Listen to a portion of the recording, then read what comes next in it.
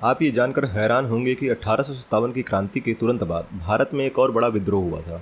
लेकिन ये विद्रोह भारतीयों ने नहीं बल्कि खुद अंग्रेजों ने ब्रिटिश सरकार के खिलाफ किया था।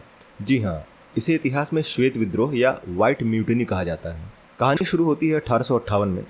1857 की क्रांति के बाद ब्रिटिश पार्लियामेंट ने गवर्नमेंट ऑफ इंडिया एक्ट 1858 पास किया। इसके तहत भारत का शासन ईस्ट इंडिया कंपनी से छीनकर सीधे महारानी को सौंप दिया गया। दिक्कत तब हुई जब कंपनी के लगभग 10,000 यूरोपीय सैनिकों को रातों रात ब्रिटिश शाही सेना में ट्रांसफ़र कर दिया गया। इन सैनिकों से उनकी राय तक पूछी नहीं गई। इन गोरे सैनिकों की नाराज़गी के 3 मुख्य कारण थे। पहला ये कि कंपनी की सेना में उन्हें अतिरिक्त भत्ता नहीं मिलता था जो शाही सेना में जाने पर बंद होने वाला था।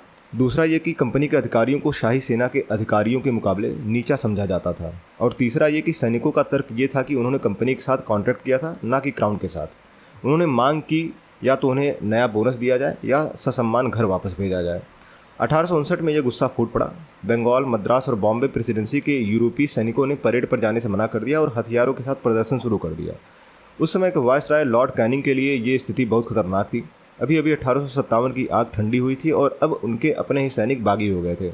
इसे दबाने के लिए लॉर्ड कैनिंग ने कठोर होने के बजाय राजनयिक रास्ता चुना।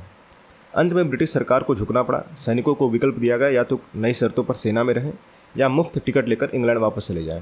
लगभग 10,000 में से 7,000 से ज़्यादा सैनिकों ने भारत छोड़कर वापस घर जाना चुना। इस तरह यह विद्रोह बिना खून खराबे के तो खत्म हुआ, लेकिन इसने ब्रिटिश साम्राज्य की जड़ें हिला दी थी।